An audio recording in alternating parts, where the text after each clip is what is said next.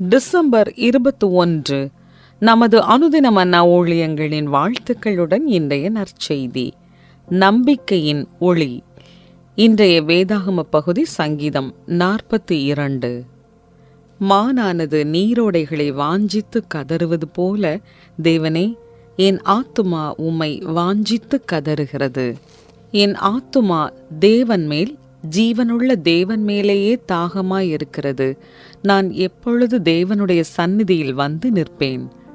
உன் தேவன் எங்கே என்று அவர்கள் நாள்தோறும் என்னிடத்தில் சொல்லுகிறபடியால் இரவும் பகலும் என் கண்ணீரே எனக்கு உணவாயிற்று. முன்னே நான் பண்டிகையை ஆசரிக்கிற ஜனங்களோடே கூட நடந்து கூட்டத்தின் களிப்பும் துதியுமான சத்தத்தோடே தேவாலயத்திற்கு போய் வருவேனே. இவைகளை நான் நினைக்கும் போது என் உள்ளம் எனக்குள்ளே உருகுகிறது. என் ஆத்துமாவே, நீ ஏன் கலங்குகிறாய்? ஏன் எனக்குள் தியங்குகிறாய்? தேவனை நோக்கி காத்திரு.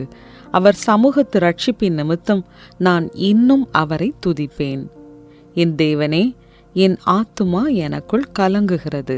ஆகையால் யோர்தான் தேசத்திலும் எர்மோன் மலைகளிலும் சிறு மலையிலும் இருந்து உம்மை நினைக்கிறேன். உமது மதகுகளின் இரைச்சலால் ஆழத்தை ஆழம் கூப்பிடுகிறது. உமது அலைகளும் திரைகளும் எல்லாம் என்மேல் புரண்டு போகிறது.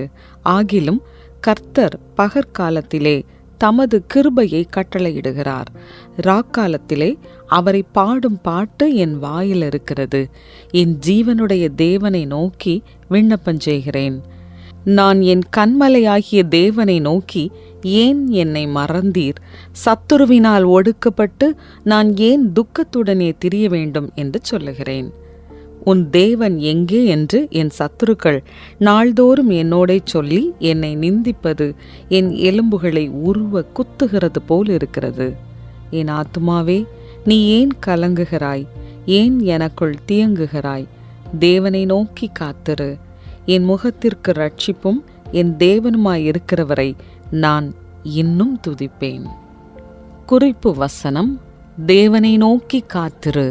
என் முகத்திற்கு ரட்சிப்பும் என் தேவனுமாயிருக்கிறவரை நான் இன்னும் துதிப்பேன்.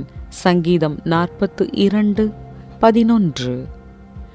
என் அம்மாவின் அழகான பளபளப்பான சிவப்பு நிற சிலுவை ஒன்று அவர் சிகிச்சை பெற்று வந்த புற்றுநோய் சிகிச்சை மையத்தில் அவரது படுக்கைக்கு அருகில் தொங்கவிடப்பட்டிருக்க வேண்டும். அவருடைய திட்டமிடப்பட்ட சிகிச்சை நாட்களுக்கு இடையில் விடுமுறை வருகைக்கு நான் தயாராக இருந்திருக்க வேண்டும். என்னுடைய விருப்பம் என்னுடைய அம்மாவுடன் ஒரு கிறிஸ்மஸ் நாளை மகிழ்ச்சியுடன் கொண்டாடிவிட வேண்டும் என்பதே.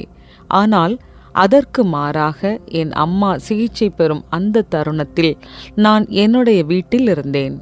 அவர்களுடைய அந்த சிவப்பு சிலுவையை வீட்டிற்குள் உள்ளே சுவற்றில் தொங்கவிட்டிருந்தேன். அப்போது என் மகன் சேவியர் வீட்டை அலங்கரிக்க வர்ண விளக்குகளை ஏற்றிய போது நான் மனம் நிறைந்த மகிழ்ச்சியுடன் நன்றி என்று சொன்னேன். அவனுக்கு நான் நன்றி சொல்வதாக எண்ணி பதிலுக்கு என்னை அவன் வாழ்த்தினான். ஆனால் என்றென்றும் நிலைத்திருக்கும் நம்பிக்கையின் ஜீவ ஒளியாகிய கிறிஸ்து இயேசுவை நோக்கி என் கண்களை திருப்புவதற்கு ஏதுவாக ஒளிரும் வர்ண விளக்குகளை பயன்படுத்தியதற்காக நான் தேவனுக்கு நன்றி சொன்னேன் என்பது என் மகனுக்கு தெரியாது. சங்கீதம் 42 எழுதிய சங்கீதக்காரன் தன்னுடைய உணர்வுகளை தேவனிடம் வெளிப்படுத்துகிறார். அவர் தேவனுடைய பிள்ளைகளாகிய நம்மை உற்சாகப்படுத்துவதற்கு முன்பாக தன்னுடைய சோர்வடைந்த ஆத்தும நிலையை ஒப்புக்கொள்ளுகிறார். தேவனை நோக்கி காத்திரு. அவர் சமூகத்து ரட்சிப்பின் நிமித்தம் நான் இன்னும் அவரை துதிப்பேன் என்று அவர் கூறுகிறார். அவர் துக்கம் மற்றும் துன்பத்தின் அலைகளால் மேற்கொள்ளப்பட்டாலும் சங்கீதக்காரனின் நம்பிக்கை தேவனின் கடந்த கால உண்மைத்தன்மையை நினைவு கூறுவதன் மூலம் பிரகாசித்தது. அவர் தனது சந்தேகங்களை கேள்வி எழுப்பி தனது சுத்திகரிக்கப்பட்ட நம்பிக்கையின் உறுதியை வெளிப்படுத்தி, என் ஆத்துமாவே, நீ ஏன் கலங்குகிறாய்? ஏன் எனக்குள் தியங்குகிறாய்? தேவனை நோக்கி காத்திரு. என் முகத்திற்கு ரட்சிப்பும் என் தேவனுமாயிருக்கிறவரை நான் இன்னும் துதிப்பேன் என்று கூறி தன் சங்கீதத்தை நிறைவு செய்கிறார்.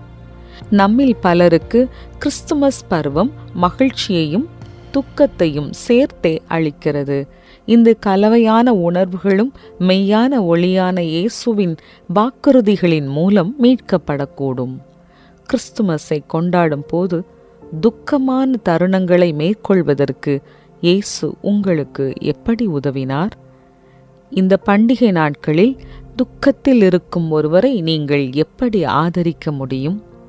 அன்புள்ள இயேசுவே, ஆண்டு முழுவதும் துக்கத்திலும் மகிழ்ச்சியிலும் என்னை சுமந்ததற்காய் உமக்கு நன்றி.